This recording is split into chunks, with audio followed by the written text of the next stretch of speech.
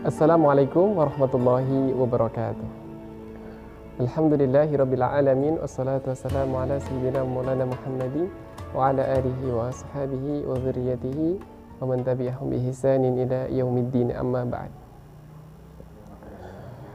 Kita akan memulai pertemuan pertama pada pembahasan al-ilmu al-qafiyah, yaitu ilmu yang melengkapi daripada ilmu arud. Biasanya satu paket atau satu kesatuan, yaitu al-ilmul arud wal qawafi. Kita tetap membahas mengenai ilmu arud, dan kita juga akan tetap membahas atau kita bersamai dengan ilmu al-qafiyah. Nah, ilmu qafiyah itu sendiri adalah berkaitan dengan akhir bait atau akhir pada bait syair. Dan di sana juga membahas mengenai apa itu huruful qafiyah, apa saja yang dinamakan dengan huruful qafiyah, kemudian asmaul qafiyah, kemudian ada macam-macam qafiyah, ada qafiyah muqayyadah, ada qafiyah mutlaqah. Kemudian di akhir kita membahas mengenai aib-aib daripada syair, atau juga nanti masuk pada daruratus syairiyah. Nah, yang pertama kita melihat kepada yaitu al-qafiyah. Al-qafiyah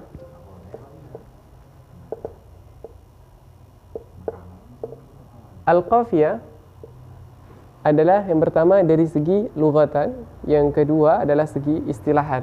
Yang pertama adalah lughatan, kemudian istilahan.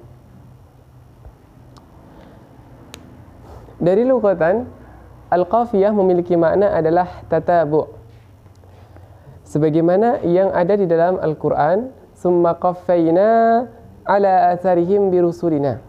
Artinya adalah tushiru ila tatabu'ir risalati war rusuli ala tariqi hidayati al-bashar, yaitu Allah Subhanahu wa taala menyertakan atau terus-menerus mengirimkan risalah kepada yaitu mengirimkan sebuah utusan, yaitu misalkan dari zaman ke zaman, misalkan Nabi Nuh, kemudian dilanjutkan Nabi Ibrahim, dilanjutkan setelahnya, kemudian Nabi Isa alaihi salam, sampai kepada baginda Rasulullah sallallahu alaihi wasallam.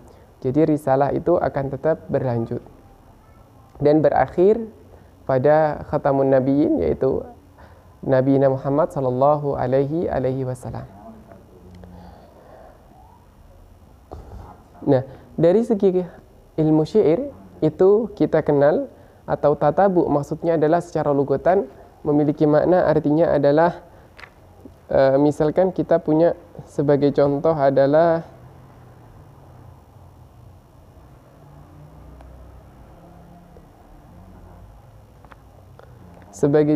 misalkan kita memiliki syair terakhir di sini, bait syairnya terakhirnya ar-rihala, kemudian as-su'ala, atau berakhir terus menerus dia mengikuti satu huruf terakhir yang memiliki kesamaan, su'ala, risala, seperti itu. Itu namanya adalah tatabu. Dari segi bahasa maka dinamakan qafiyah, dari segi bahasa artinya adalah tatabu. Sedangkan dari segi istilah ahlul arud atau arudiyin, artinya adalah akhiru sakinin fil baiti ila aqrabi sakinin yalihi ma'al mutaharriki alladhi qablahu. Saya ulang, akhiru sakinin fil baiti ila aqrabi sakinin yalihi ma'al mutaharriki alladhi qablahu, wa huwa qaulul Imam Al-Khalil Ahmad Al-Farahidi.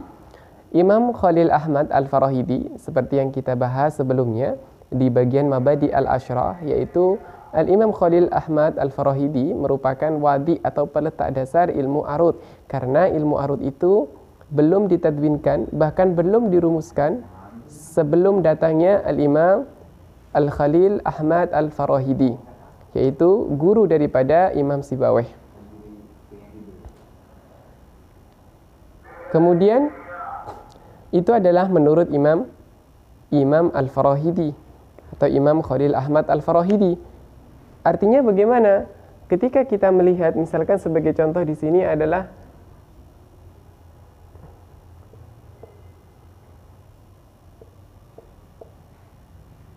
as-su'ala. As-su'ala kita tulis takti, kita mentakti as-su'ala.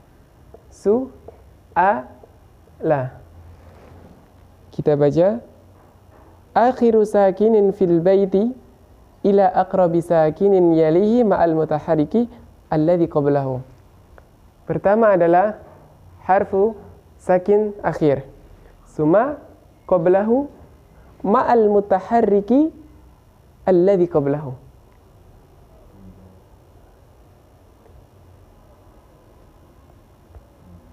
Berarti yang dinamakan qafiyah adalah bagian mutaharik sakin, mutaharik sakin.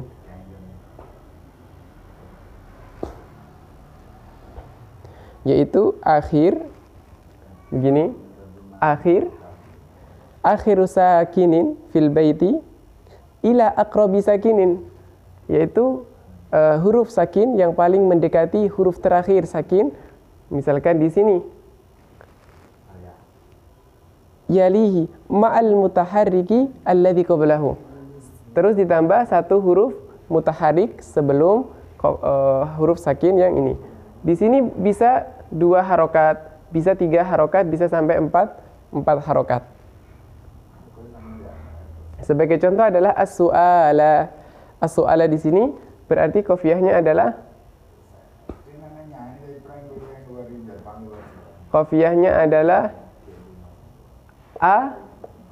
ala.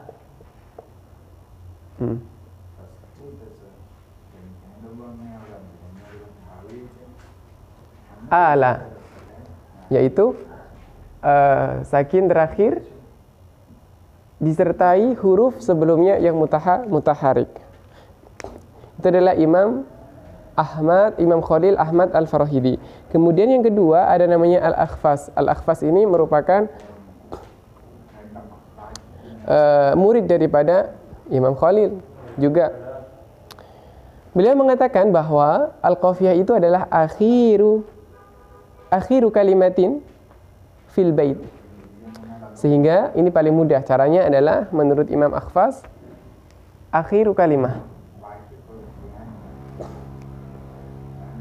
Misalkan di sini kita punya bait syair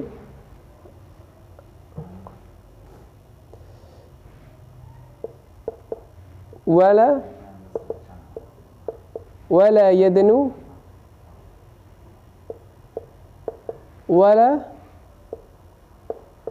wala yaqrabu. Menurut Imam Al-Akhfas yang dinamakan dengan qafiyah itu adalah akhiru kalimah. Berarti yaqrabu. Yaqrabu ini menurut, jadi untuk menentukan qafiyah menurut Imam Al-Akhfas adalah dengan menentukan huruf atau kalimat terakhir pada suatu bait. Kemudian datanglah waqala qutrub wal fara. Innaha harfun rawi. Sedangkan menurut qutrub dan al-fara itu adalah harfu rawi. Nah, harfu rawi itu apa? Harfu rawi itu adalah huruf, misalkan wala yaqrabu, maka yang dinamakan huruf rawi adalah huruf ba, yaitu yang dijadikan sebagai asas untuk penamaan suatu qafiyah. Misalkan kita lihat ada bait qasidah lamiyah. Kenapa dinamakan qasidah lamiyah? Dikarenakan terakhir adalah harful lam. Semua harful lam, terakhir harful lam, maka dinamakan qasidah lamiyah. Ada namanya qasidah mimiyah. Terakhir hurufnya adalah huruf mim, semua huruf mim. Itu namanya mimiyah. Sehingga itulah dinamakan sebagai harfu rawi. Kita akan membahasnya pada pembahasan al-huruf al-qafiyah.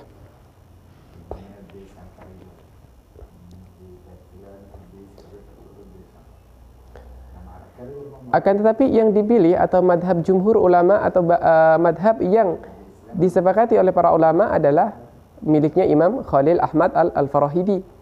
Apa sebabnya? Maka kita beritahukan, yaitu kefasitan atau rad alal akhfas dan juga kepada qutrub maupun al-farra. Misalkan sebagai contoh adalah ketika Imam Al-Akhfash mengatakan bahwa al-qafiyah adalah kalimah terakhir pada suatu bait.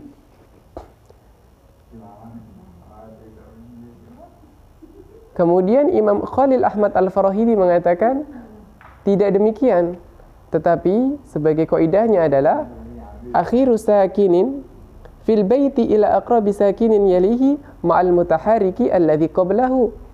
Itu adalah ta'rif yang paling tepat, bukan kalimat terakhir menurut Imam Khalil Ahmad. Kemudian untuk paling mudahnya adalah kita tanya kepada Imam Al-Akhfas, atau Imam Khalil bertanya kepada Imam Akhfas, misalkan sebagai contoh, ya Akhfas, bagaimana bisa kamu mengatakan bahwa qafiyah itu adalah kalimat terakhir pada suatu bait syair? Bukankah engkau tahu di dalam suatu qafiyah atau ada nama-nama qafiyah itu salah satunya adalah al-mutakawis. Apa itu al-mutakawis? Al-mutakawis adalah huruf mutaharrik di antara dua sukun. Mutaharriknya ada empat huruf yang berharokat, maka itu dinamakan mutakawis. Dan qafiyah mutakawis tidak akan pernah ditemukan pada satu kalimat. Dia adalah tambahan lebih dari satu kalimat, karena tidak ada di dalam bahasa Arab yang di situ bisa ditemukan qafiyah mutakawis, yaitu secara berurutan empat harokat kemudian diawali dengan sukun, maka tidak ditemukan. Lantas bagaimana ya Imam Akhfas? Padahal qafiyah mutakawis itu disepakati oleh para ulama, tidak ada yang mengingkarinya. Nah, meskipun demikian Imam Akhfas tetap berada pada ra'yinya. Nah, yaitu dari hal tersebut maka bisa dilihat bahwasanya pendapat Imam Akhfash itu bersifat tidaklah kuat hujahnya, karena di sana masih ada namanya qafiyah mutakawis. Misalkan contohnya adalah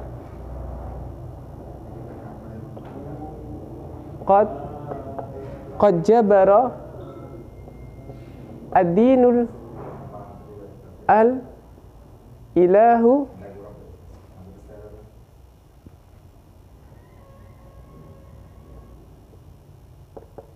fajabar.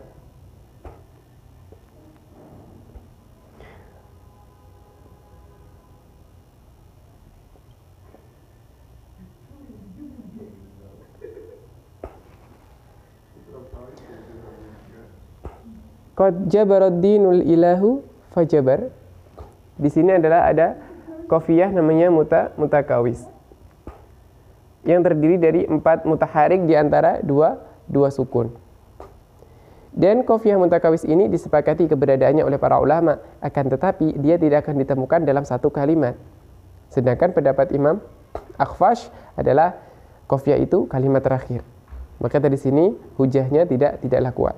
Kemudian bagaimana menurut Imam Qutrub sama Al-Farra? Begitu juga dengan Farra dan Qutrub. Ketika ada perkataan ijma' al-qawafi atau kumpulkan qafiyah-qafiyah di antara bait-bait syair berikut, maka yang dinamakan itu secara urf atau secara kebiasaan, secara adat, maka yang dimaksud adalah kalimah, berupa kalimah, bukan berupa huruf. Itu adalah dalil yang pertama, bahwasanya pendapat Imam Qutrub dan Farra itu tidaklah kuat. Kemudian dalil yang kedua adalah apabila Imam Qutrub mengatakan qafiyah itu adalah harfu rawi, lantas bagaimana dengan huruf-huruf yang lainnya?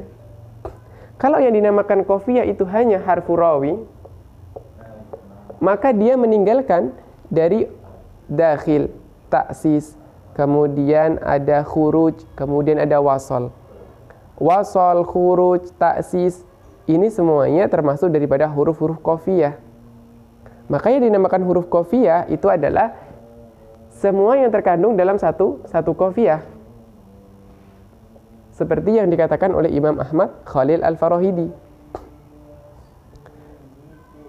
Kalau dikatakan, misalkan qafiyah menurut Imam Qutrub adalah harfu rawi, maka di sana tidak ada namanya huruj, tidak ada namanya dakhil, tidak ada namanya ta'sis, tidak ada namanya wasal dan lain sebagainya. Yang itu adalah termasuk huruf-huruf qafiyah. Nah, sampai di sini adalah intinya qafiyah yang dipakai oleh para ulama adalah miliknya Imam Khalil Ahmad Al-Farahidi, yaitu akhiru sakinin fil baiti ila aqrabi sakinin yalihi ma'al mutaharriki alladhi qablahu. Itu adalah menurut Imam Khalil Ahmad, dan itu yang diikuti oleh ulama-ulama Arudiyin.